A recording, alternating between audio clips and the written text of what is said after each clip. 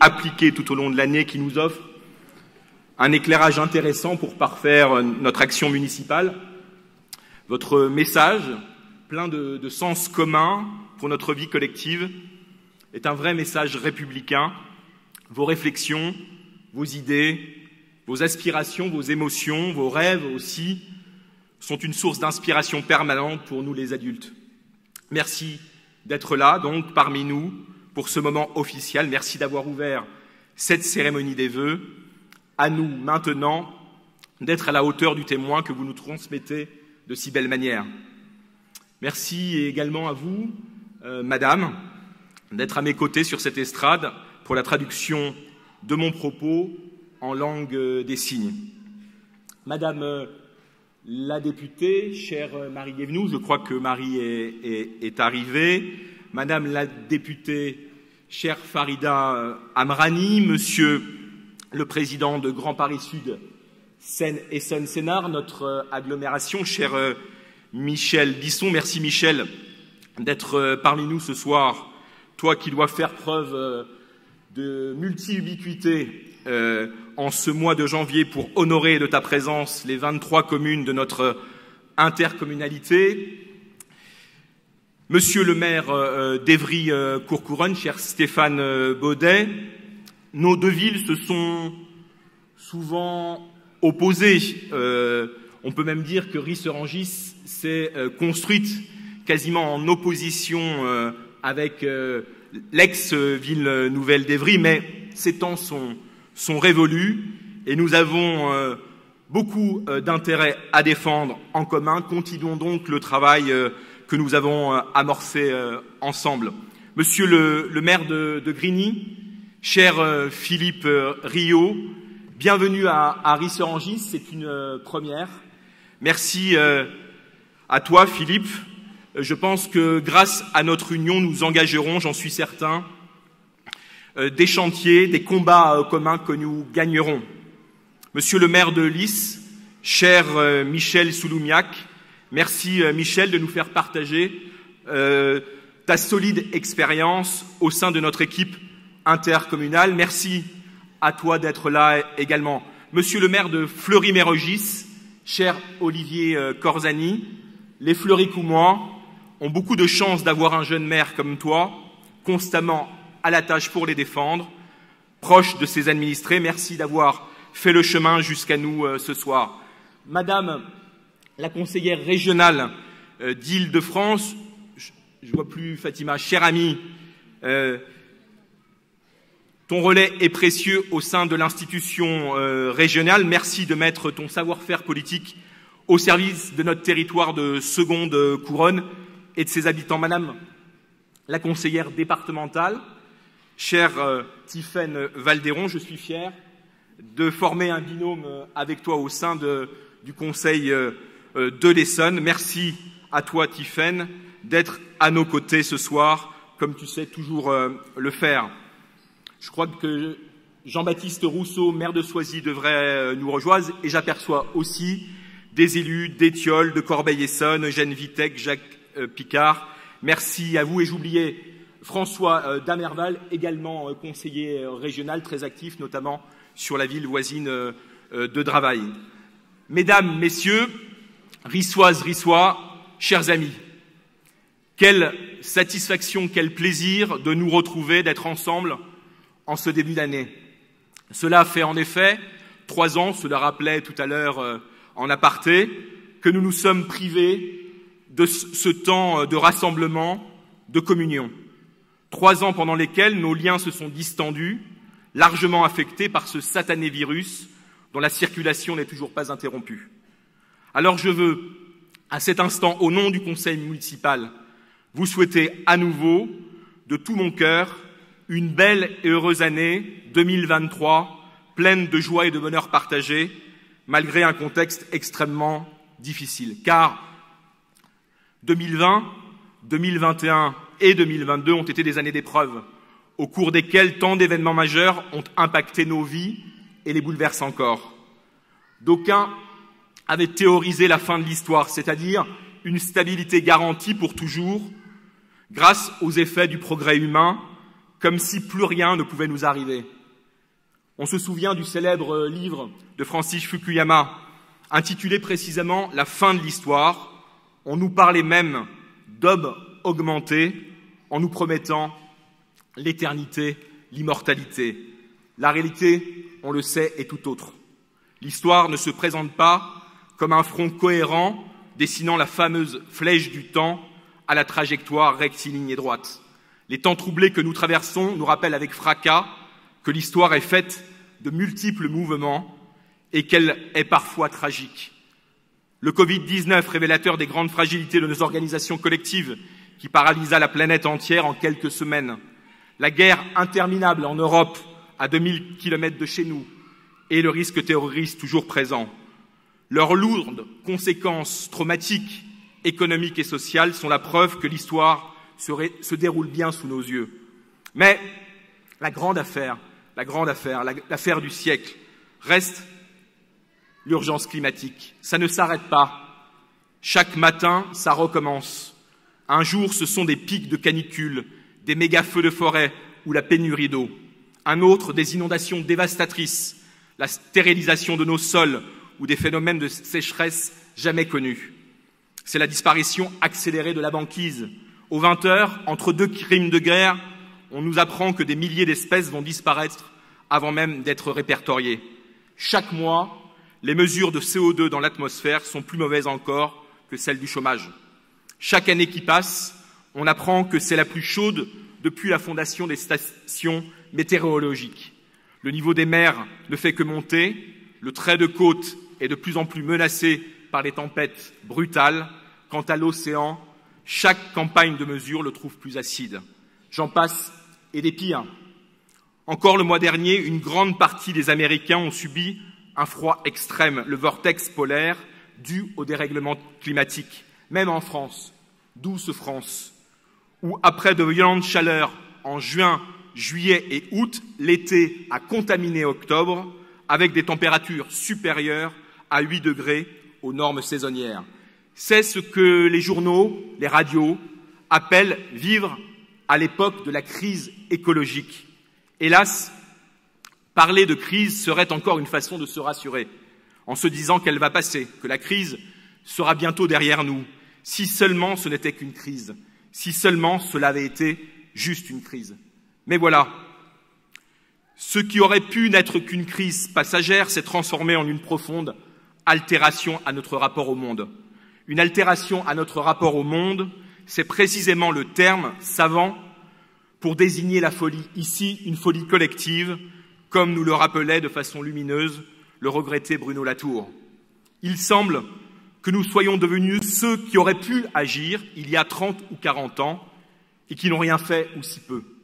Étrange situation d'avoir franchi des seuils, d'avoir traversé une guerre totale, celle du climat, et de nous être aperçus de rien, à peu près de rien, au point de plier aujourd'hui sous le poids d'un événement immense, gigantesque, qui se retrouve maintenant dans notre dos, sans que nous l'ayons réellement remarqué, sans que nous soyons battus. Et pourtant, les alertes n'ont pas manqué, les sirènes ont retenti, la conscience du désastre écologique est ancienne, vive, argumentée, documentée, prouvée depuis le début même de ce qu'on appelle l'ère industrielle ou la civilisation mécanique. Plus de 1000 milliards de tonnes, c'est la quantité de dioxyde de carbone que l'humanité a ajouté à l'atmosphère depuis la dite révolution industrielle, le charbon, le pétrole, le gaz que nous avons brûlés. 1000 milliards de tonnes, c'est aussi la masse de toutes les constructions humaines sur la planète, les immeubles, les routes, les voitures. Cette masse phénoménale, c'est celle que nous avons envoyée dans le ciel sous forme de gaz à effet de serre, avec pour conséquence une planète plus chaude de 1,2 degrés Celsius. À ce jour, il y a encore l'espoir de limiter le réchauffement climatique à 2 degrés. Mais attention, le monde sera déjà très différent. Les vagues de chaleur seront encore plus intenses et leur fréquence doublera dans les 30 prochaines années. En France, l'été dernier paraîtra presque normal. Le cap des 50 degrés pourra être atteint sur un large pan du territoire. Dans un monde à 2 degrés de plus, La mer pourrait monter de 50 cm à la fin du siècle et submerger une partie des villes côtières. Pour limiter les dégâts, les scientifiques estiment qu'il faudrait ne pas dépasser 1,5 degré de plus. Est-ce encore possible? Pour cela, nous ne devons pas brûler plus d'une certaine quantité d'énergie fossile sur notre budget carbone. Depuis l'ère industrielle, nous avons consommé ce budget carbone à hauteur de 86%. Au rythme des émissions actuelles, pour rester en dessous de 1,5 degré, ce budget carbone sera épuisé dans 9 ans. Et pour 2 degrés, eh bien, notre budget carbone sera dépensé en 30 ans. À ce jour, le scénario le plus probable nous mène vers un réchauffement à 3 degrés à la fin du siècle et la baisse des émissions n'a pas encore commencé. En somme, juste après la Seconde Guerre mondiale, notre système de production s'étant emballé de façon encore plus frénétique ces 4 dernières décennies, si fortement qu'il a déstabilisé les écosystèmes de la Terre et du climat, le monde où l'on vit, mais surtout le monde dont on vit. C'est la grande accélération, ou l'ère de l'Anthropocène, comme la qualifient les scientifiques. Nous assistons maintenant à la façon dont les mutations climatiques métamorphosent de manière dramatique les forces qui assurent la continuité et la survie des sociétés. Le système de production est devenu synonyme de destruction. Comment accepter que soit présenté comme rationnel un système économique incapable d'intégrer dans ses calculs la rareté des ressources dont il avait pourtant la responsabilité de prévoir l'épuisement? Comment appeler rationnel un idéal de société coupable d'une erreur de prévision aussi magistrale qu'elle interdit à des parents de céder un monde habitable à leurs enfants? Aujourd'hui, il nous faut donc prendre en compte, en plus des conditions matérielles favorables aux humains, les conditions d'habitabilité de la planète Terre pour nous-mêmes. Pour dire les choses autrement, il nous faut tourner le dos à cette attention exclusive pour la production et rechercher les meilleures conditions d'habitabilité. Mais nous constatons depuis longtemps que ni ces certitudes sur les risques, ni leurs menaces n'entraînent la mobilisation générale à la mesure de l'urgence. Se fixer comme objectif l'amélioration des conditions d'habitabilité n'est pas encore assez enthousiasmant. Il ne suffit pas d'invoquer les campagnes de désinformation, la puissance des lobbies ou l'inertie des mentalités. Comme le disait si bien, là encore, l'éminent Bruno Latour, philosophe, pour le moment, l'écologie politique réussit l'exploit de paniquer les esprits et de les faire bâiller d'ennui, d'où la paralysie. Si on résume la situation actuelle, on peut dire que tout le monde, ou presque, a maintenant compris qu'il fallait une action décisive pour contrer la catastrophe. Mais que manquent les relais, la motivation, la direction qui permettraient d'agir? On parle beaucoup de révolution écologique, de transformation radicale, mais on voit bien que rien ne vient traduire ces angoisses en un programme mobilisateur à l'échelle des enjeux. Au moment où nous aurions besoin d'un afflux massif d'énergie positive, celle-ci manque, faute d'avoir été déclenchée et entretenue. Ce qui a vidé la politique de son sens, c'est que depuis 40 ans, la question écologique est en surplomb de tout, pèse d'un poids de plus en plus grand sur tous les intérêts, sur tous les rapports entre classes sociales, sur toutes nos émotions, mais que rien n'a été fait pour en métaboliser les formidables effets. D'où ce vide sidéral du débat public et cette impression que celui-ci est d'une insupportable brutalité. On aura beau accuser les réseaux sociaux, se plaindre de la montée des incivilités, des fortes tensions qui fracturent notre société, tout cela est vrai, mais la crise est beaucoup plus profonde. Il y a eu un état de la reconstruction après-guerre, un état de la modernisation à partir des années 60, un état très chahuté pour accompagner la globalisation et le capitalisme financier dès les années 80 avec l'ère Thatcher-Reagan et ses différents ersatz en Europe et en France. Il n'y a pas encore un état de la bifurcation écologique capable de nous faire passer du dogme de la croissance et ses misères associées à la prospérité, tout en garantissant notre émancipation et nos libertés. L'idée selon laquelle La situation catastrophique étant connue, l'action suivra, est une idée fausse. L'appel à la protection de la nature, loin de mettre fin aux conflits sociaux, les a au contraire multipliés. Les Gilets jaunes en France est le meilleur exemple récent. Loin d'unifier, la nature divise. Il ne faut donc pas compter sur l'ampleur de la catastrophe pour faire évoluer les esprits, contrairement à ce que laisse entendre cette phrase diabolique « Là où est le péril, là aussi est ce qui sauve. Rien ne nous sauvera, et surtout pas le péril. » Le succès dépendra entièrement de notre capacité à nous emparer de toutes les occasions. C'est là où l'on comprend l'intérêt de la multiplicité, de la diversité des chantiers innombrables dans lesquels nous devons nous engager sans tarder sur tous les sujets et à toutes les échelles. C'est pourquoi, Harris Orangis, nous sonnons le tocsin en faveur de ce que l'on pourrait appeler le nouveau régime climatique et que nous voulons faire ardemment de notre commune une écopolis. Ici, nous tentons de démontrer par la preuve qu'il est possible de conjuguer écologie avec les valeurs mobilisatrices du progrès, nos puissants affects politiques que sont l'émancipation, les libertés et la prospérité. Ici, pas de distinction entre culture et nature. Les questions sociales et environnementales s'entrelacent sans cesse. Chez nous, il s'agit d'une conviction profonde, mise en pratique depuis longtemps, qui s'est concrétisée jusqu'à présent par petites touches, de façon impressionniste, au gré des opportunités. À cet égard, on peut rappeler, vous vous en souvenez, par exemple, nos jardins familiaux sur 7 hectares et leur rôle si précieux en matière d'intégration sociale, mais aussi leur fonction nourricière.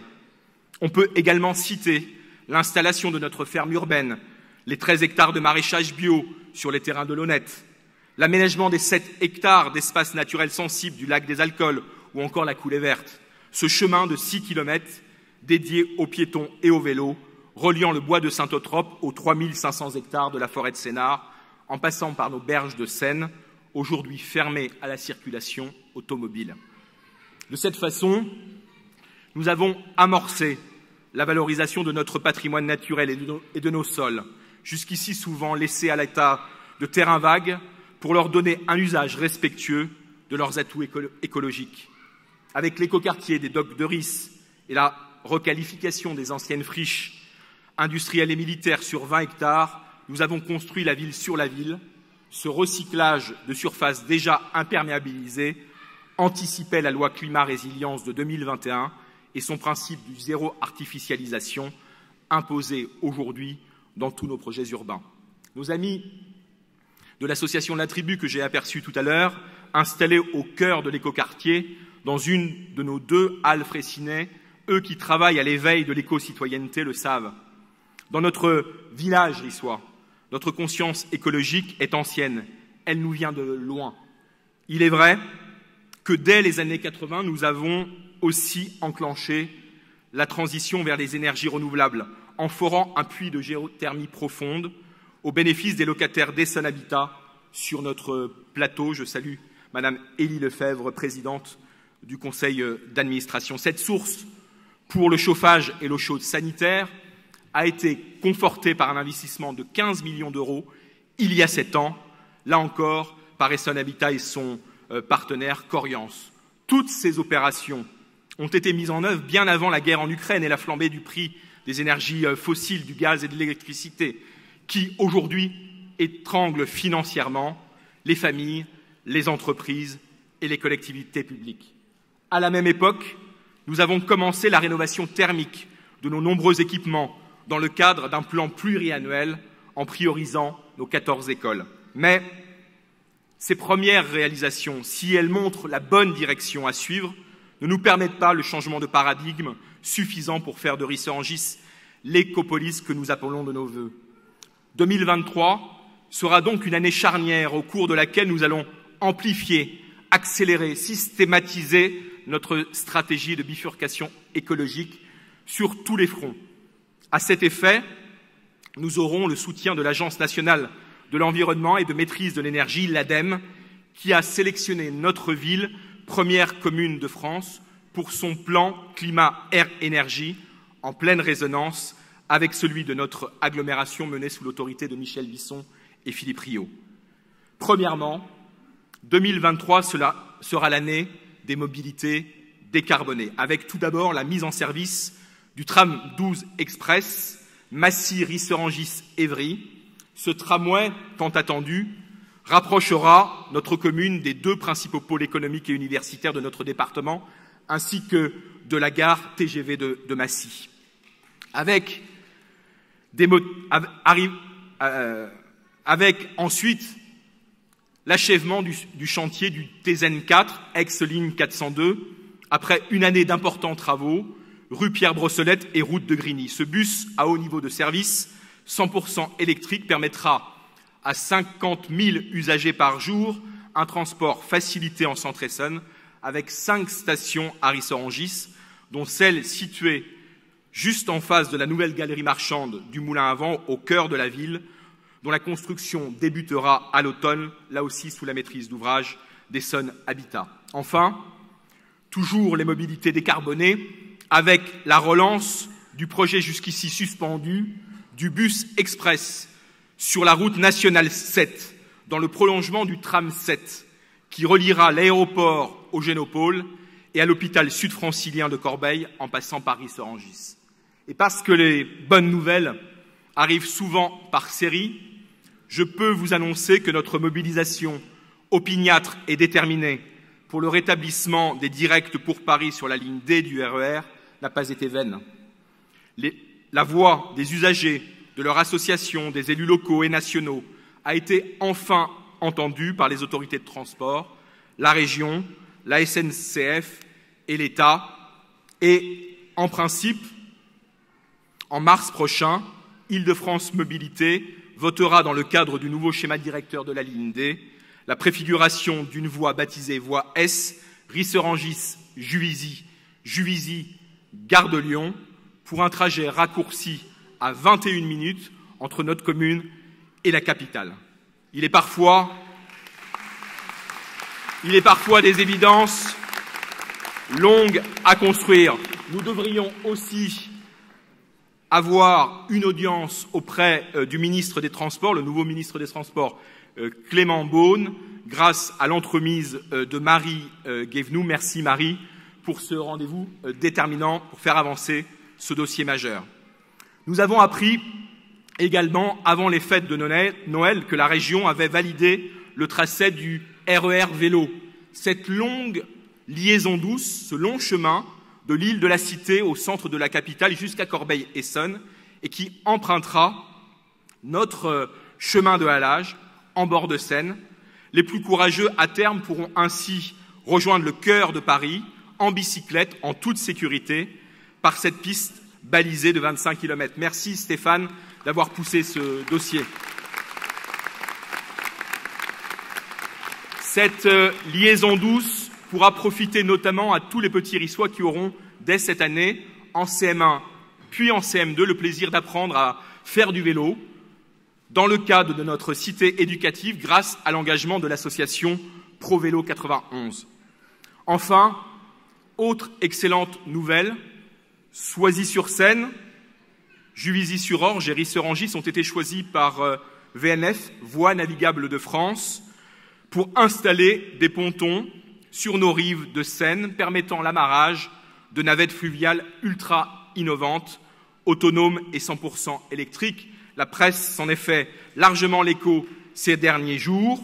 Ces bateaux, dédiés au transport du quotidien, sont une première mondiale, fabriqués en Norvège en 2023. Ils seront mis en service en juillet 2024 pour les Jeux olympiques et paralympiques. Ces véhicules de 50 places nous transporteront du quai de la Borde à Risserangis à la gare centrale de Juvisy en moins de 10 minutes tous les quarts d'heure. Cerise sur le gâteau, à la même date, avant juillet 2024, nous pourrons naviguer chaque week-end sur le fleuve jusqu'à Bibliothèque François Mitterrand, puis traverser Paris jusqu'aux Hauts-de-Seine, avec des bateaux de 100 places très confortables, fabriqués, eux, dans des ateliers navals respectueux de l'environnement, grâce à un capteur de CO2 et des particules fines. Notre port riçois sera installé entre la Maison du Passeur, qui reprendra ses activités de guinguette au printemps, et la malterie, qui pourrait faire office à terme de capitainerie. Je veux saluer les fondateurs de Rivercap, qui est une petite entreprise qui a mené toute cette entreprise et qui nous permettra à terme de relier la capitale grâce à ces navettes. Merci à eux, je sais qu'ils sont présents dans la salle.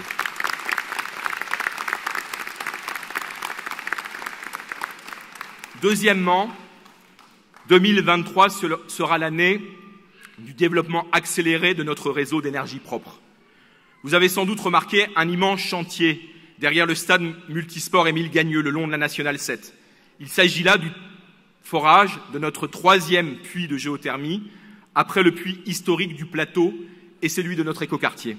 Il sera opérationnel cette année grâce à l'investissement de notre société publique locale, fondée et coprésidée par Philippe Riot, maire de Grigny, et Jean-Marie Villain, maire de Viry-Châtillon, à qui il faut rendre hommage pour cette heureuse entreprise. Alors que notre dépendance aux énergies fossiles, souvent en provenance de pays étrangers, nous fragilise, nous faisons preuve là d'une remarquable capacité d'anticipation grâce à une agilité locale qui nous permet l'exploitation de nos ressources propres en énergie renouvelable. Cette nouvelle source d'énergie, qui présente le double avantage d'être à la fois écologique et peu cher, nous permettra à court terme d'irriguer nos copropriétés, notre habitat social ainsi que nos équipements publics sur le bas de ville, comme c'est déjà le cas sur notre plateau. Elle nous protégera ainsi contre l'inflation exponentielle des énergies fossiles tout en faisant chuter les émissions de gaz à effet de serre. Cette année encore, la rénovation thermique de nos bâtiments communaux se poursuivra. La grande copropriété du plateau, rue des Perdrix, rue des Passereaux, et ses 1064 logements, le chantier est en cours, il est visible, sera entièrement isolé par l'extérieur. Le vieux gymnase du collège Albert Camus sera réhabilité et livré à l'automne, dans la foulée des chantiers des écoles maternelles et élémentaires du Moulin à Vent, du centre de loisirs de Champ-Roset et de notre hôtel de ville jusqu'alors très énergivore. En plus du droit à la mobilité pour tous, dans des transports décarbonés, après la garantie d'accès à une énergie propre et bon marché, nous travaillons d'arrache-pied à la valorisation de nos sols. Patrimoine naturel aux multiples richesses, trop longtemps oublié, ignoré, voire méprisé. Car un sol, s'il peut, c'est vrai, servir à construire de nouveaux logements ou à développer de l'activité économique, et Dieu sait si on en manque cruellement en seconde couronne d'Île-de-France, un sol peut aussi avoir, c'est beaucoup moins reconnu, un intérêt agronomique, hydrique, être un capteur de CO2 efficace ou une réserve de biodiversité propice aux vivants, un habitat protecteur pour la faune, la flore et pour nous-mêmes. Rissorangis, c'est 850 hectares de cadastre, dont 300 non artificialisés, non encore urbanisés. Des espaces immenses, des champs, d'anciennes terres agricoles, des boisements, des friches, des terrains parfois mal entretenus, souvent à l'abandon. Qui connaît la véritable valeur de ce foncier au-delà du paysage qu'il représente dans nos espaces urbains ou au prix que l'on peut en attendre d'un promoteur? Personne. Nous ne disposons pas de cette donnée pour parfaire notre stratégie d'aménagement. Là encore, avec le soutien technique et financier de l'Agence pour l'environnement, l'ADEME, nous aurons accès dans quelques mois à cette précieuse information scientifique. Ainsi, nous pourrons affiner notre plan local d'urbanisme et arbitrer de façon plus pertinente, en connaissance de cause, entre espaces à protéger et zones de densification possible. Mais, sans attendre les sondages et l'expertise des géologues de l'ADEME, vous le savez, nous avons décidé la renaturation de nos 3 km de berge. Ce site de plus de 12 hectares, des limites d'Évry à celles de Grigny, déjà qualitatif, peut encore être mieux révélé pour nos balades à pied, à vélo, ou pour des pratiques ludiques, sportives et culturelles, ou tout simplement flâner, rêver. Avec le concours d'Alexandre Chemetov et Bernard Desmoulins, paysagistes et architectes au talent délicat, nous allons réenchanter cet espace public à fort potentiel. Ce lieu magnifique sera notamment animé par notre future halte fluviale, je le disais tout à l'heure, et ses bateaux-navettes, ainsi que par notre baignade des années 30 et notre vieille base nautique, toutes deux entièrement restaurées. De l'autre côté de la ville, sur notre plateau aux franges de Grigny 2, à Grigny, et de la gare RER, celle de Grigny, nous projetons de redessiner notre parc de la Tuillerie, cet écrin de verdure de 4 hectares qui a perdu de son lustre ces dernières années par des usages inappropriés. Enfin, l'Agence des espaces verts de la région programme, pour notre plus grand bonheur, la réouverture des 250 hectares du bois de Sainte-Trope dès l'hiver prochain. Les travaux de suppression du bitume des centaines de places de parking sur l'ex-hippodrome ont commencé pour laisser pleinement sa place à la forêt. Nos sols ont également la vertu de répondre à nos besoins primaires. Nos sols peuvent nous nourrir. Notre agglomération de 22 000 hectares compte 5 000 hectares de terres agricoles, dont 1 300 sont la propriété de l'État. Non exploités, ces champs en friche ont été expropriés dans les années 60, 70, 80 pour d'intenses développements urbains. Ces terrains publics doivent aujourd'hui, à l'heure du zéro artificialisation, changer de destin. Avec Michel Bisson, notre président, Michel Soulumiac, vice-président en charge de l'agriculture, et Philippe Rio, qui est en charge du plan climat, nous plaidons avec force et détermination auprès des différents ministres responsables que ce foncier d'intérêt général, ce foncier qui a une forte responsabilité, retrouve sa vocation originelle. S'il était cultivé par des professionnels, des agriculteurs, des paysans, nous faisons la démonstration que nous pourrions ici être autonomes en fruits et légumes pour les 350 000 habitants de Grand Paris Sud, Seine-et-Saône-Sénart et ses 23 communes. De cette façon, notre territoire contribuerait à satisfaire une partie importante de nos besoins en alimentation. Il n'y a pas de projet politique plus mobilisateur, plus fédérateur, plus enthousiasmant que de relocaliser notre production agricole et la distribution des récoltes. Restructurer la filière francilienne du maraîchage en circuit ultra court est un objectif communautaire, Michel, Philippe, Stéphane, que nous devons continuer de porter ardemment tout au long de l'année 2023. Les agriculteurs eux-mêmes, qui se sont pourtant livrés à une exploitation intensive de nos terres, sont prêts, je le sais, à réinterroger leur modèle essentiellement tourné vers l'exportation.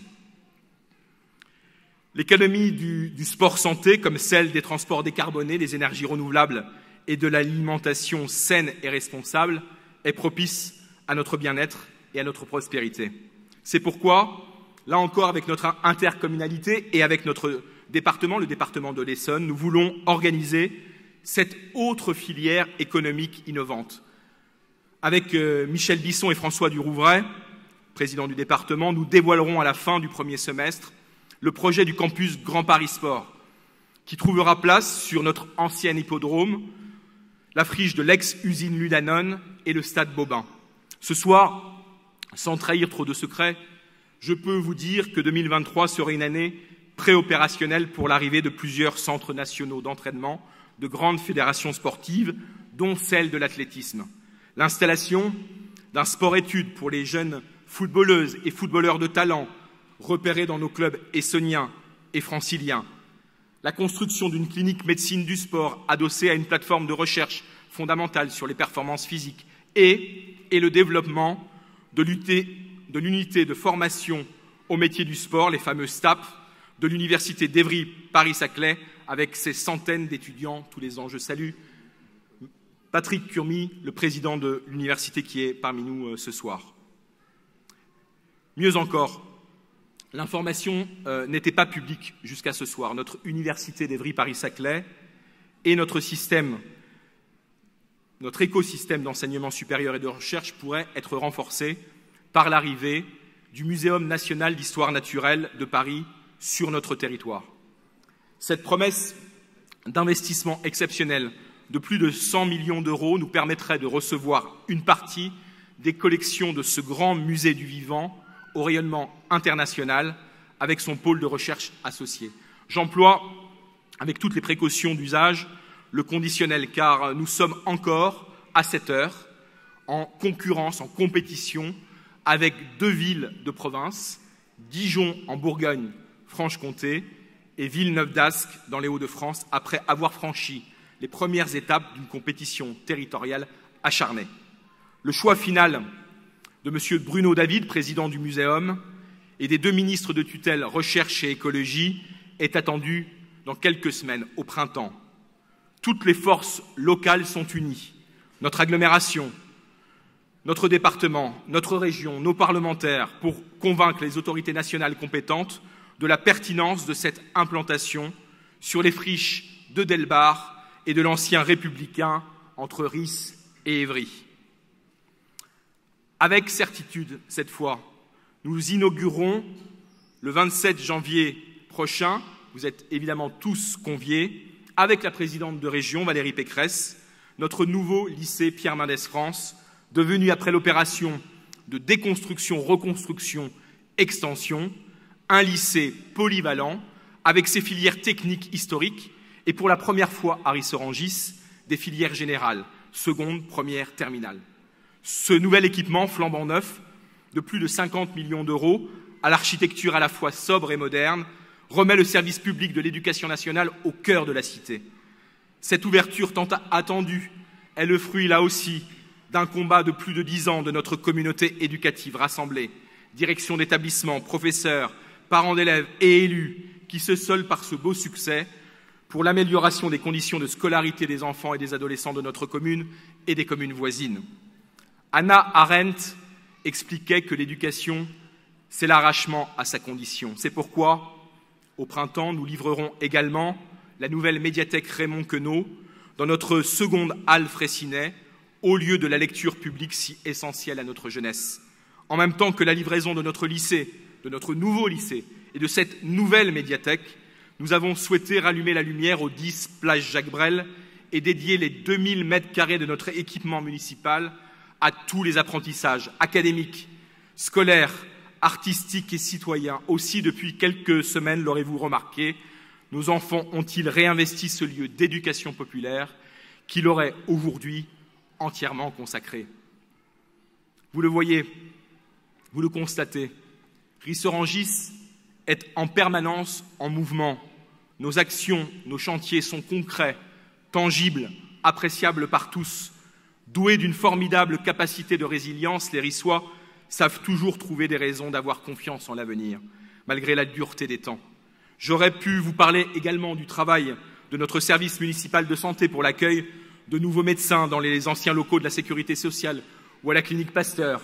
J'aurais pu vous parler aussi de notre atelier de couture pour la fabrication de masques, créé dès les premières semaines du confinement et transformé aujourd'hui en un outil pérenne de formation et d'insertion professionnelle. J'aurais pu vous parler encore de nos futurs vergers, des arbres fruitiers que nous allons planter dans le cadre de notre plan 1000 arbres, sur les bons conseils des jardiniers du potager du roi, du château de Versailles, etc., etc., etc. Et tant d'autres choses encore. Je ne sais pas si nous avons 2023 raison d'avoir confiance en l'avenir, comme le suggère le message imprimé sur nos cartes de vœux et devant vous. Je ne sais pas si cette confiance nous viendra en regardant le ciel et les étoiles, comme l'illustre joliment cette même carte de vœux, ou en gardant les pieds sur terre.